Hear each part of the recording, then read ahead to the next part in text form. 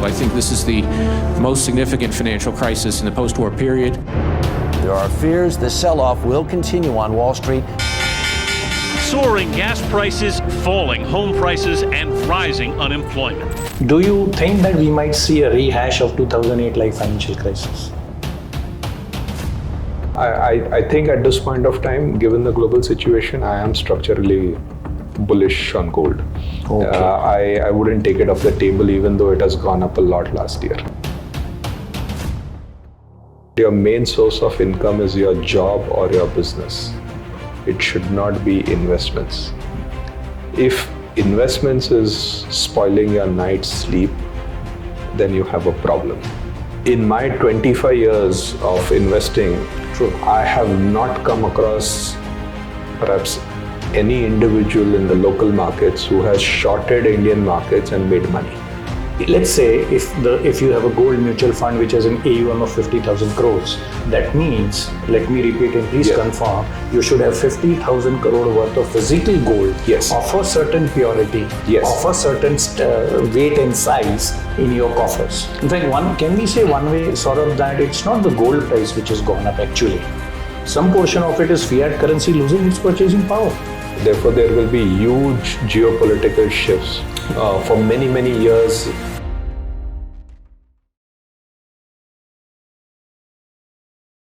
So welcome viewers. I have a very esteemed guest with me today, Mr. Saurabh Nanavati. He is currently the MD and CEO of Invesco India Mutual Fund. He takes care of our entire sales, distribution strategy and the investment part of Invesco Mutual Fund. Saurabh Nanavati is a veteran in the industry. He's been working in the mutual fund industry since 2002.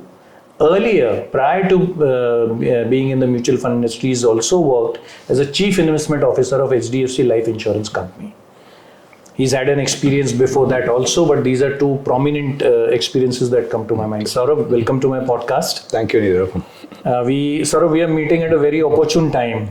A lot is happening in the world, especially after the new presidency in US. On a daily basis. On a daily basis. The news, we've never come across news flow at this speed, right? Exactly. So, how do you read the international situation today? Whatever is happening geopolitically, trade war-wise, tariff-wise, what is your take on that? You have asked a lot of questions in this one sentence. It's very difficult to explain. So let me try and make an attempt. Look, the world has changed for all of us, and we have not seen these kind of market-defining decisions being taken on a tweet or on one particular day without any sort of notice. So I think this last 9-10 months have been pretty eventful for the global economy. You have a tariff announcement on one day. A week later, the tariffs will get postponed by 60 days. Yeah. Then you will have FTAs getting signed between a lot of countries at a record pace. So where maybe India would not have signed an FTA for years together, and suddenly in the last 2-3 months, they have gone ahead and signed multiple FTAs. Yes. So I think, look, markets have been, changing on a daily basis. A lot of events, lot of triggers, and it is really swinging from one end to another. We are seeing that volatility in equity markets and debt markets. Precious metals, all of a sudden that's the talk of the town. And True. I remember, your call, and, must compliment you that, you took to the precious metal, investing far earlier than I have seen many other distributors do it. So congratulations, that call has gone really right. Nobody could have thought 1 year back that it will do so amazingly well.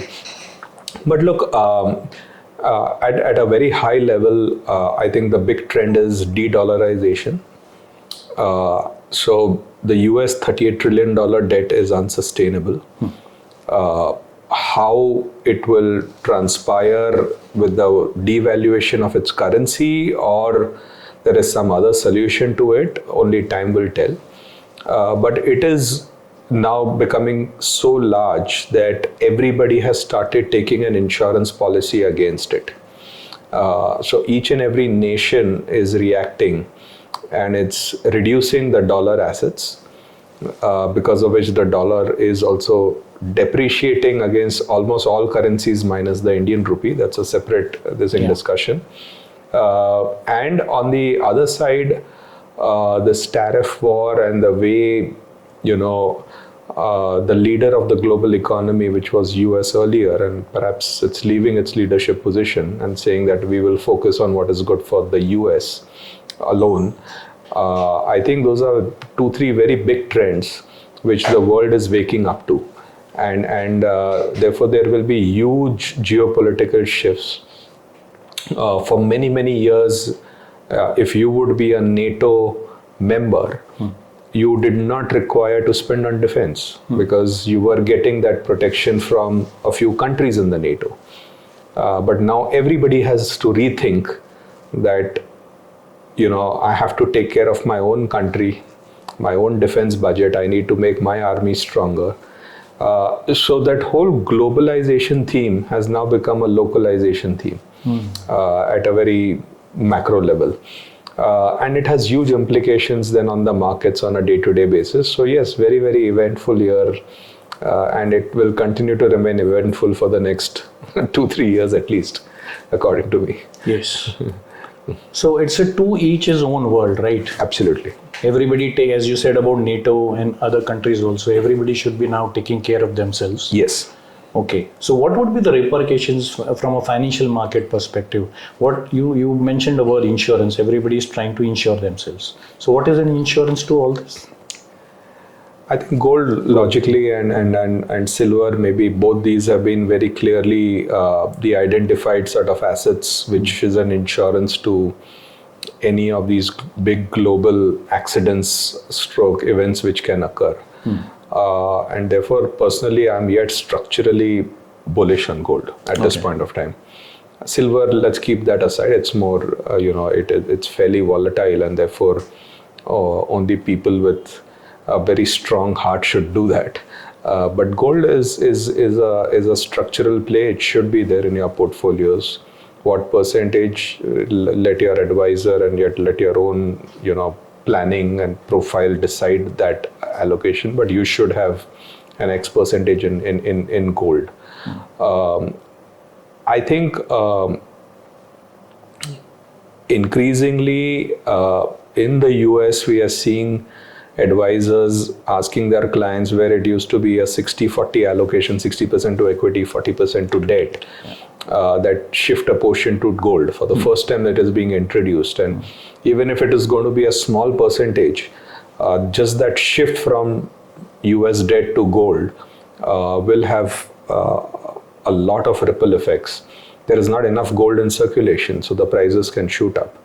US debt interest rates may come down because of Fed policy announcements, but the yields will go up. We are seeing that same phenomena happening in India, where effectively RBI has cut interest rates by 125 basis points, but maybe only 60 basis point has been passed down yet, if you look at the yield curve. Okay. So I think for a very long period of time, globally, you used to have a very flat yield curve. So, the difference between your 10-year yield and your 30-year yield was very, very low. And that's changing dramatically, where people are saying that the longer the tenure, the curve should be steeper, and therefore the yields are going up on long-dated securities, both in India as well as in the US. So, I think that insurance at this point of time is gold in a particular fashion. And while you're mentioning, Saurabh, an allocation to gold, you will disregard the fact that it has almost a 65-70% rally last year, one. And second, it doesn't throw any cash flow, which the people who are opposite of gold, they always say gold doesn't have an intrinsic value. So these 2 points we'll disregard. At this point of time, yes, because unfortunately, in precious metals, whether it's gold and silver, it's not in circulation. So once you produce an X amount of gold, hypothetically you are having an anniversary celebration and you basically give a silver coin as a gift. Yeah. That silver coin is taken and it's put in your safe deposit box. Yeah. Chances are you will not touch it for the next 20-30 years. True. So it's not in circulation. Right. When you have money, it will stay in your bank account or you will invest it in the markets. Money moves around. It stays in circulation. Gold, silver gets consumed and it doesn't come back in circulation. So if you have large amounts of money supply and a limited amount of gold, silver, then you can't predict the price, that what can it reach. And if that uncertainty on the dollar remains, then this will remain in play. So look, I think at this point of time, given the global situation, I am structurally bullish on gold. I wouldn't take it off the table even though it has gone up a lot last year. Okay, so you're comparing him to the money supply in the world. Yes. And the world, especially countries like United States, have not stopped the printing machine. All countries. All countries. And we are not backed by gold standards. So, absolutely. Okay. So the fiat currency value is actually, in fact, can we say one way, Saurabh, that it's not the gold price which has gone up actually. Some portion of it is fiat currency losing its purchasing power. Yeah, we can put it in whichever form we want to, that the fiat currency has gone this thing. And because a lot of money is chasing a commodity which is, limited in terms of its output, its, availability in the market, the price is moving up. And it cannot be printed. It cannot be printed. And you cannot also overnight increase production. You can't increase the production. Absolutely. I think for last 10-15 years, gold and silver supply almost has not gone. 1-2%. It is almost flat. But the demand is going through the roof, including the investment demand. Absolutely. Now. Okay. So de-dollarization is a fact. I think big themes are de-dollarization. The big theme is it's no longer globalization, it's localization. True. You take care of your own this thing. It's not a global economy where you can freely move. And the big AI trade, which is pulling away a lot of money. Okay. Now, very interestingly, while US, China, and then a lot of the ancillary providing countries like Taiwan, Korea, which directly feed into the AI trade are benefiting. Unfortunately, India does not have any play in that. Okay. And we'll see over a period of time how the IT services part evolves and makes use of the AI opportunity. But at this point of time, do we have an answer? We don't have an answer. Right. And therefore, we are not participating in that trade at all. So we are neither, so it is both unfortunate and fortunate. Unfortunate that if there is an AI bubble, we are not part of it. That is fortunate. And unfortunate that we are missing in one of the biggest rallies of this century. and the money movement which is happening in that. I think this whole AI trade is now anywhere from $25 to $30 trillion globally. And it is higher than the next 4 or 5 industries put together. True. So it just becomes so gigantic that you can't, miss it in a way. When you basically see companies like Amazon, Google, Microsoft announcing a spend of $500 billion in a year. That's what they have guided for in their latest results. Yeah. That one company, Amazon, has said 200, another has said 160, the third has said 140. You're talking of $500 billion of spend only on AI infrastructure in 1 year. Right. Okay. This is not some announcement that will happen over 5 years, 10 years. This is only for the next 1 year. Compare that with the capex of Indian corporates. True. It's nowhere. I mean, the whole Indian market put together and the capex it will do will be a few billion dollars. It will not even perhaps reach 3 digits. So entire India's capex in all areas is in single digit in $1 billion. And we have a $500 billion investment only by 3 companies. 3 companies, Magnificent 7. Yeah. Okay. So somebody is going to benefit big time out of it. And as the history from railroads and electricity companies what we have learned from history, it's not necessarily the companies which spend big time who are the benefactors of that, who reap the fruits. They may or may not benefit. So my only difference here is that, look, these are the companies which have now become so big, monopolistic, which whatever you may call it, but they are generating the free cash flow from their operations.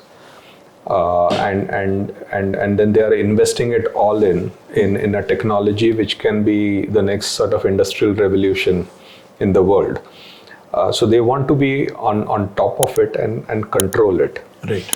How our IT services companies, which are primarily in service, providing services to corporates around the world, cope up with this, only time will tell.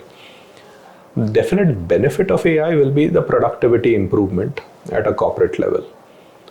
So if we can harness even that, I think that can have a meaningful impact on Indian corporates. People I mean, there is a thought process that it will replace jobs. It can replace jobs, but also just think about the productivity increase. Today, on an average, in the past, for every company which we would research, it would take us 2-3 weeks of effort. With AI tools, you are actually getting an output in 3-4 hours. As compared with 3 weeks of effort which an analyst would put in. And you're getting a good output. So what is then happening is the analyst is putting much more thought in the qualitative part of it, and his productivity increases dramatically. So let's try and be positive and look at the productivity gain also, which will come through in this whole AI transformation. Only time will tell who benefits and who doesn't. So it's an interesting time to live. Okay, we haven't seen something like this before. We haven't seen this. Akin to the invention of the railroads, or the invention of electricity, or the invention of the internet. Multiplied by 10. Oh dear. And reduce the time frame by 10. So it's happening at a much quicker pace. Right. And at a 10x higher scale. Very interesting time. Very interesting. So, do you think that we might see a rehash of 2008-like financial crisis? 2008 financial crisis was really a financial crisis limited to, in a way, one sector or two sectors.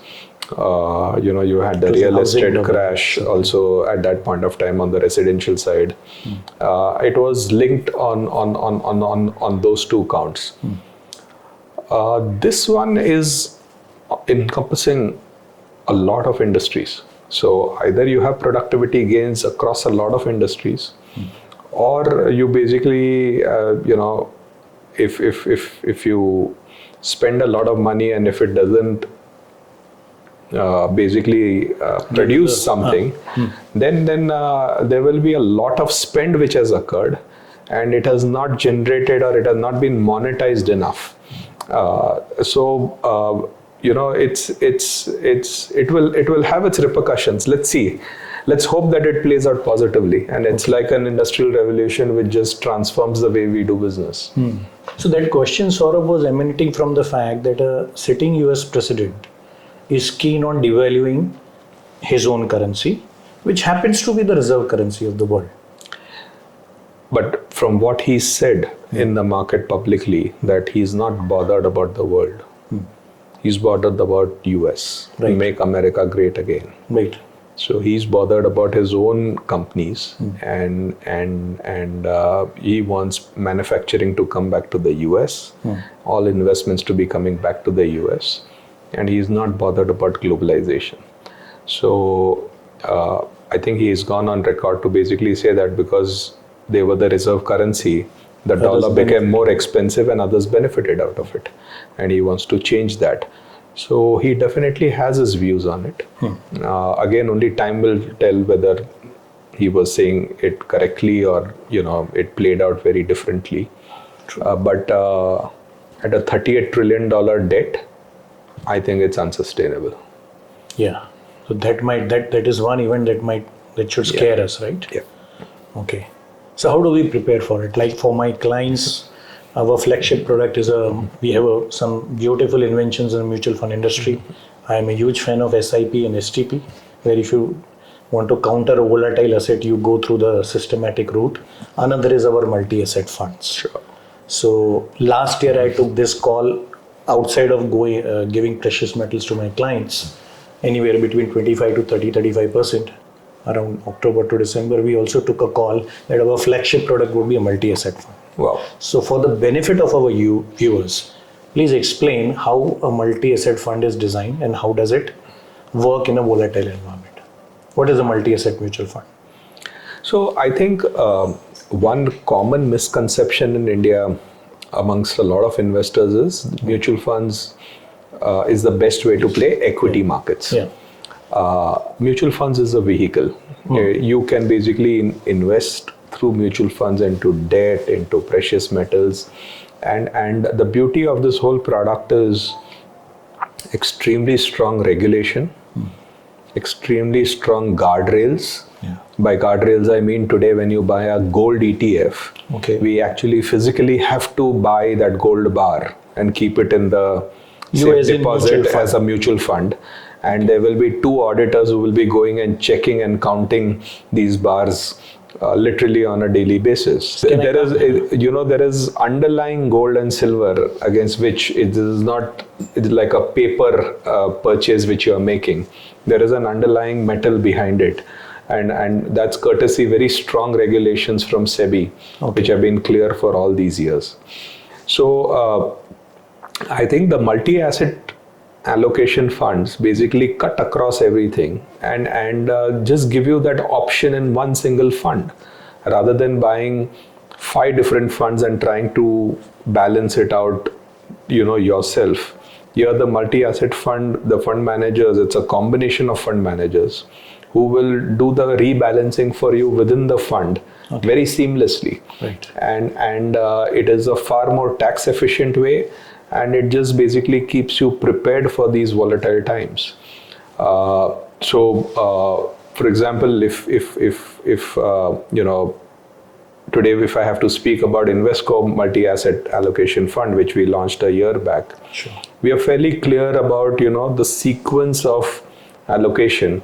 The key difference being it's equity first, gold, silver number 2, and then debt being the last bucket. Okay. As compared to many others, in the past, the traditional way was equity first, debt second, and gold, silver being the last sort of leftover category. Interesting. So it's a big call which is being taken where we are saying equity first, gold, silver second, and debt being the third bucket. But yeah, I think the multi-asset allocation funds is a great option for retail investors in India. Because of the mutual fund format and your ability to participate in all asset classes. What would be the proportion ballpark for equity, precious metals and debt in your multi-asset allocation fund? So at this point of time, I think roughly we are close to 40% in equities. We are close to around 15-20% in global equities. Okay. Primarily US. We then have almost a 17-18% allocation to gold and silver. Okay. And then the last remaining portion is the debt part. Wonderful. So with one fund, you are literally getting, a good asset allocation across all these 4-5 buckets. in your fund manager who is managing this fund, he can judiciously, actively, proactively move between these asset classes. Absolutely. And I'm using one mutual fund to give 4 or 5 different Absolutely. asset classes too. And that is a better way of tackling the uncertainty. Yeah, that rather we are than you doing it yourself. And please understand that when you do it yourself, you will have to keep incurring taxes for every transaction you make. Yeah. Whereas if you let the fund manager do it, he can do it much more seamlessly and he will be on the ball. Right.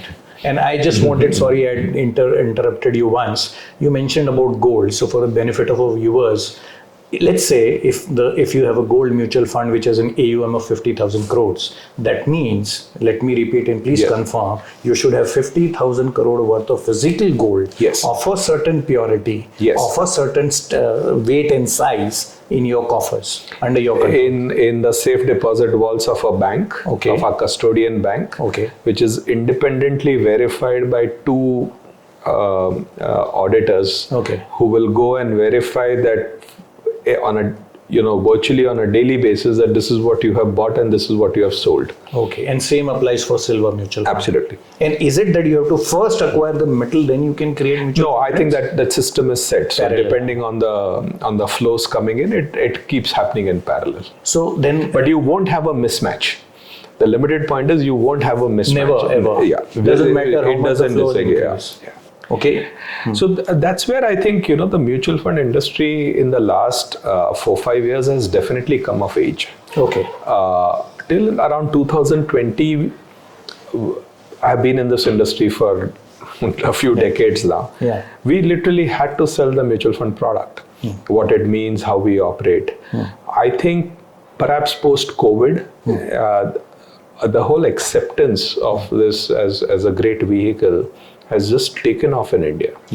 And I think we are seeing a distinct difference now where you are not selling what is a mutual fund, but the clients know what it is and they are basically saying, where should I put money in?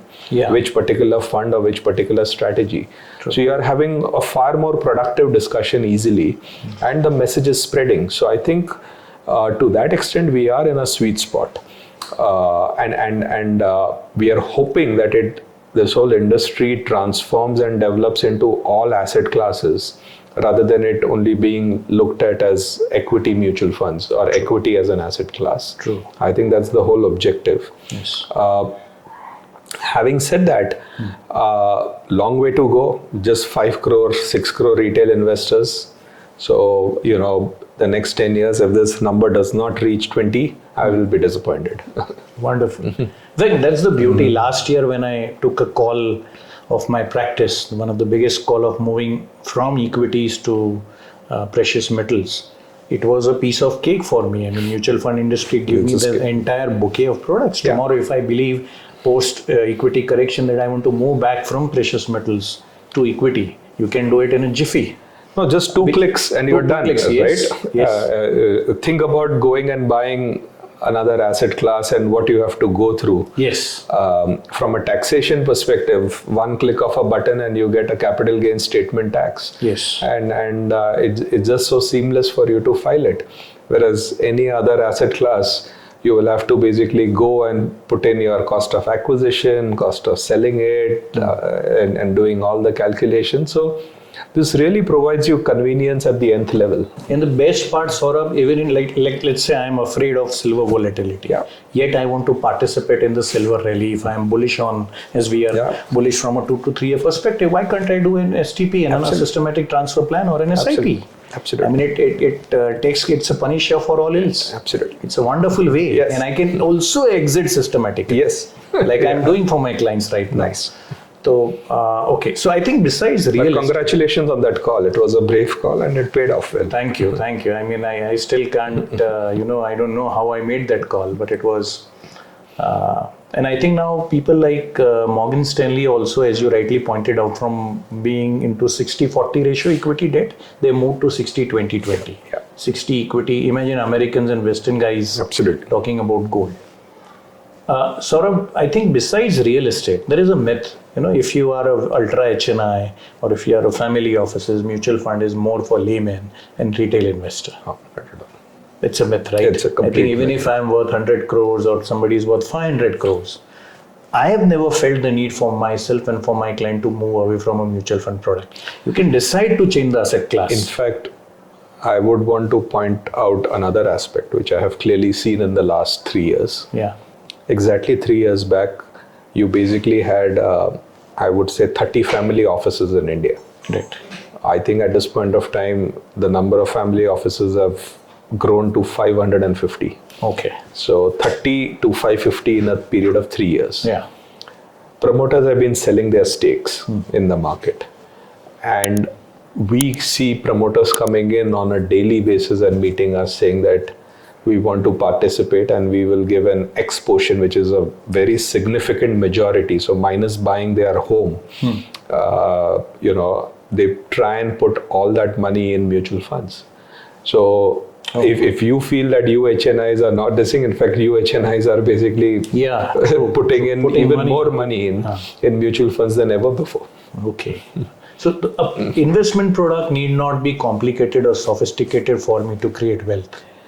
And the beauty of this mutual fund regulation which we have here is whether you are putting in 100 rupees as your minimum investment or you're putting 100 crores. Both the guys are getting charged the same amount.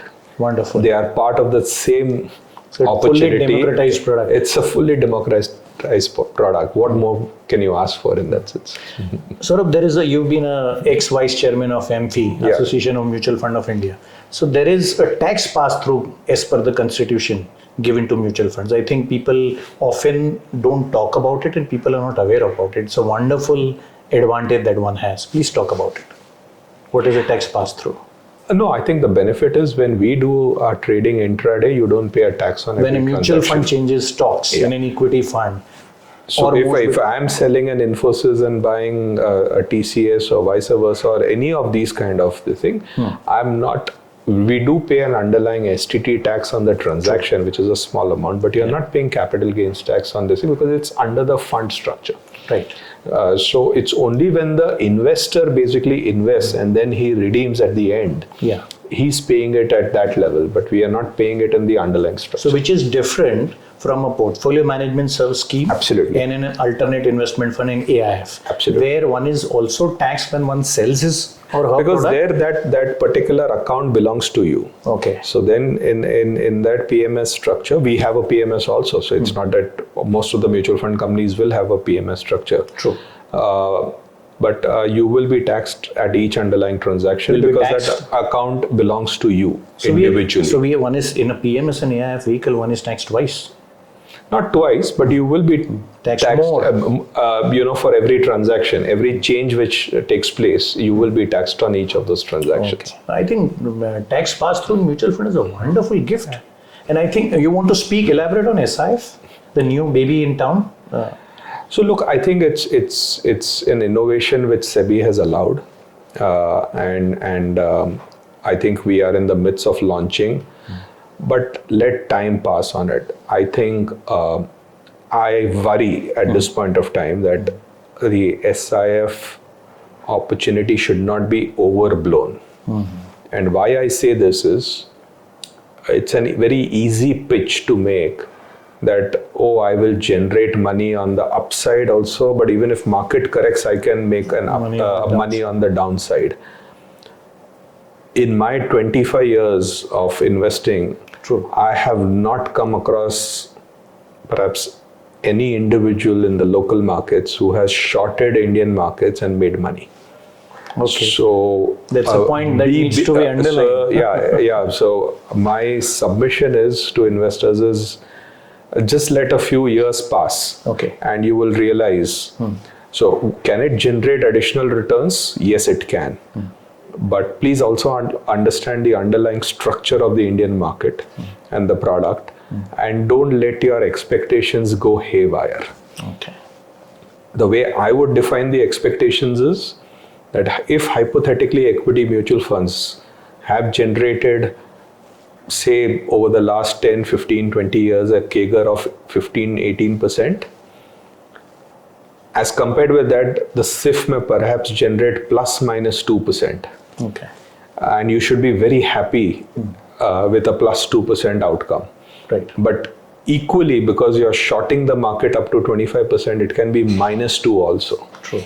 So just understand the dynamics on both sides. If you are with a good fund house or good fund manager, you will get your plus 2, which should be a great outcome.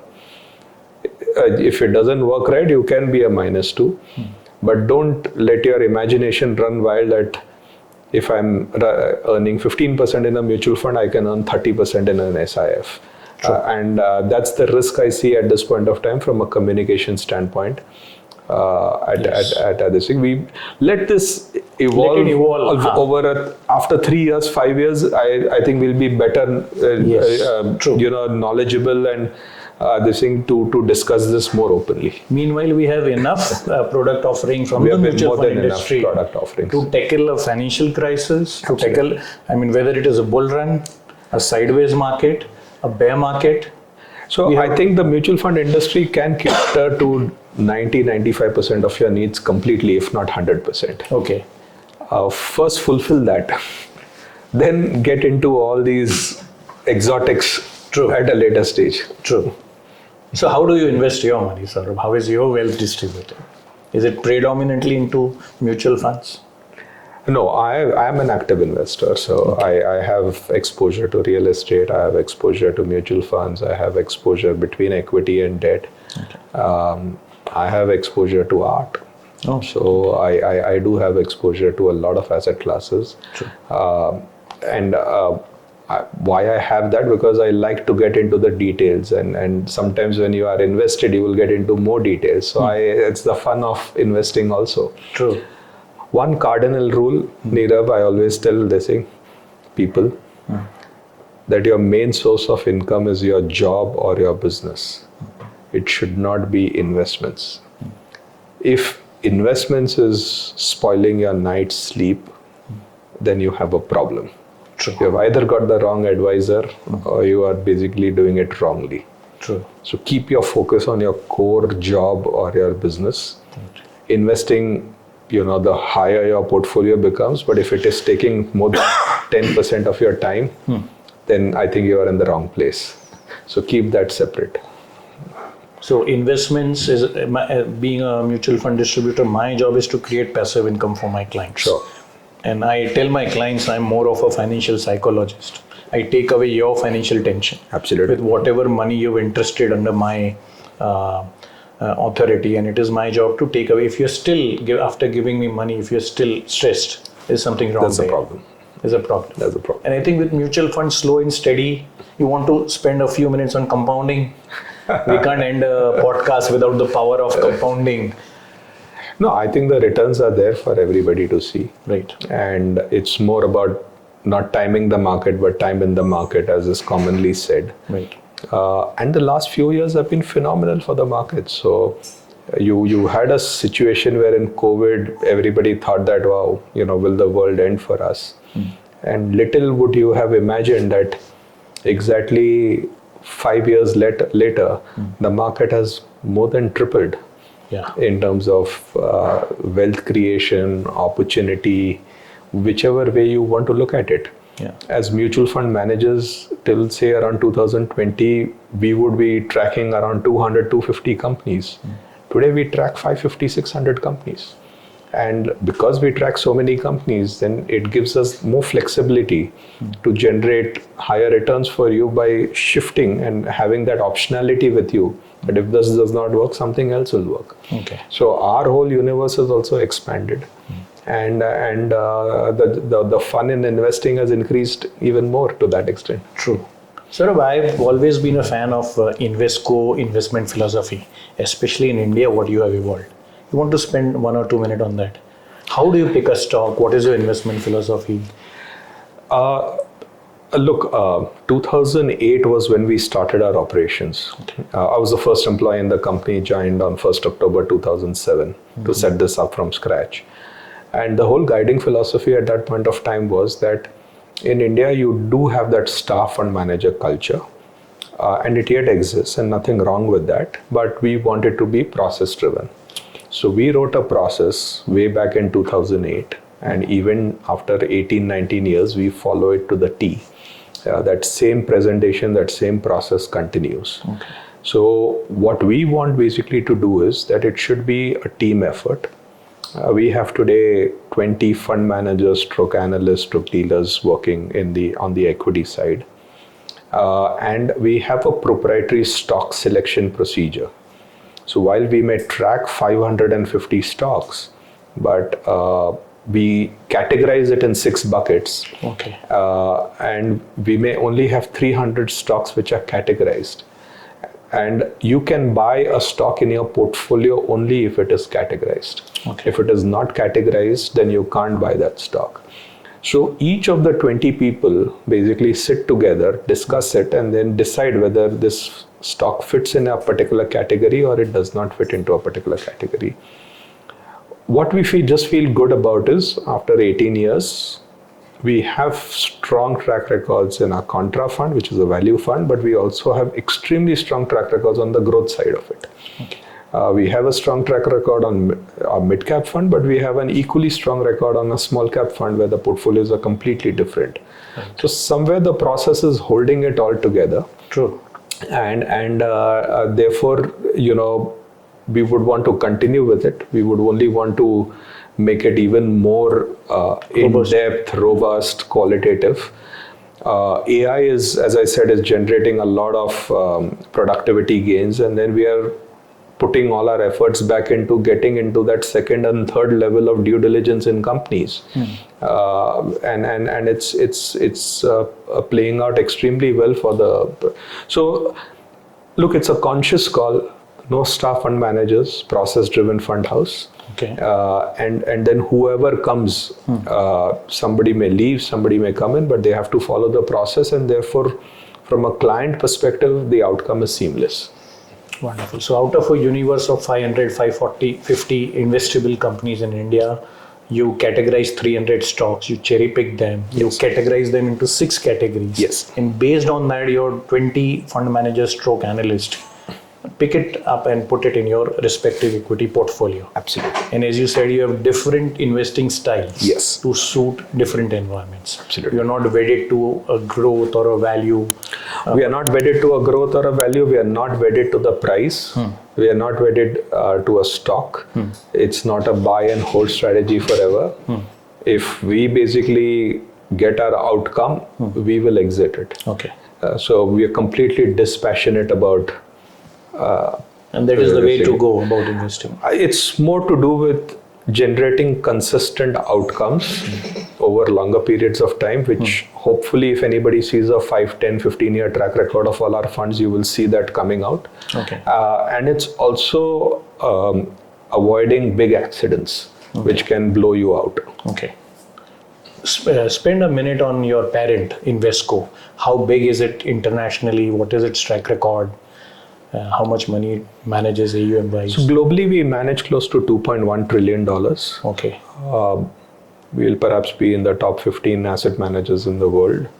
We're based out of Atlanta in the US, operate out of 25 countries. Okay. In India, we manage at this point of time roughly around 150,000 crore of local money, and we manage around 25,000 crores of offshore money. Okay. Almost 75% of it is right now in equities. Okay. And now the precious metal pie is growing, right? The precious metal part is growing. No, we are small.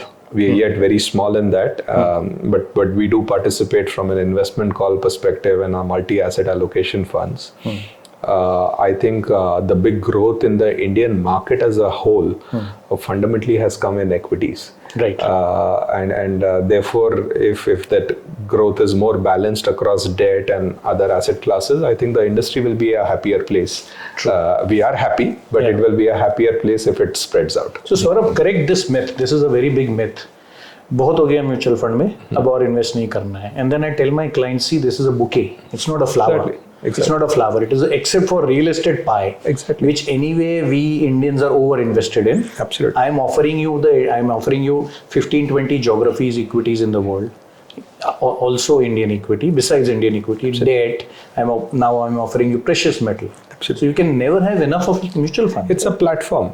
So don't look at it from a percentage basis. It's a platform for you to get into all asset classes. Wonderful. It was so nice talking to you, Saurabh. A pleasure. Thank you, Nirav. Coming from a veteran, and I think we have broken many myths today. Thank you. So thank you for being on the podcast. Thank you very much.